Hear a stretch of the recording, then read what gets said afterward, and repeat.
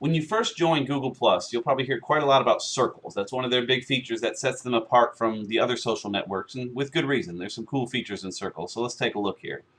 In a nutshell, circles are just groups. You can put people in groups called circles. You can make as many circles as you want. They can hold, I believe, up to 5,000 each or so. You can get quite a lot in a circle. I have quite a few. I have more than most folks, but I keep them pretty well organized. Geo folks and people into Google Earth, people that are into Google Plus, people that live in Marietta, near where I do. Some of these people are probably in both. If there's some geo geeks that live near me, I'll have them in both circles. To add someone to a circle from this screen, you can just drag him in there. Like Carl Becker's in Marietta, so we'll drag him into my Marietta circle. And now he's in that one. So now we have our circles kind of set up. We can play with those a little bit. There's two ways we can use them though. For one, if we go to our home screen, on the left it takes you to your main stream. This is all the people I have added to any of my circles, whether they're in 1 or 4 or 10, whatever. All the folks there. And this is where I normally live. I'll look through here to see what's going on.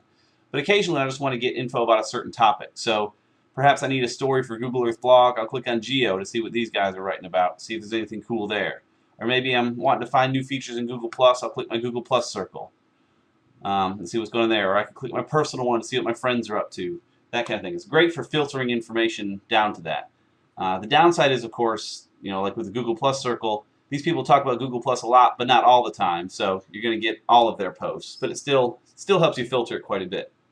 The other side is that when you're sharing a post, you can choose which one of your circles gets the post. You can do something similar on Facebook, but it doesn't really work very well.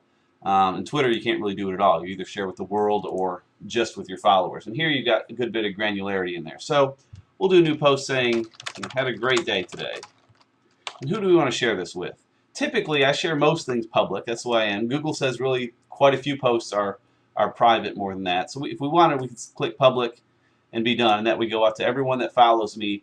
But that also then exposes it to the main search engine for everyone to potentially find, and even out to the main Google search engine where people may find it there. Perhaps I just want to send it to my personal circle, so I can choose that instead. Go to my personal folks. Or I could add my personal circle and my geo circle. Those two are the ones it applies to. You can also add individual folks to it. So we could just start typing a name here.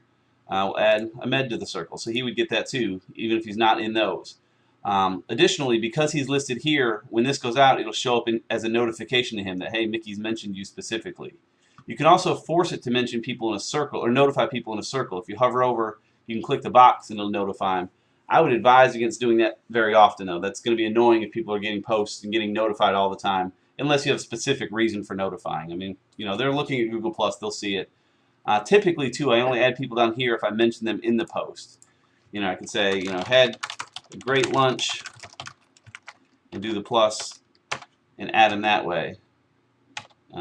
It's not coming up here. There we go. And if you do something that way, it'll automatically put them down at the bottom too. You'll notice also I have this also email 29 people not yet using Google+, and that's in my personal circle. I've added a lot of folks that aren't on here. And again, I would refrain from using that very often just because you don't want to annoy folks that way. But that's basically the deal with circles. We can share that. Those people will get it. It'll be restrained also somewhat on how far they can reshare based on who you've shared it with if you don't make it public. And there's a quick look at circles. Thanks.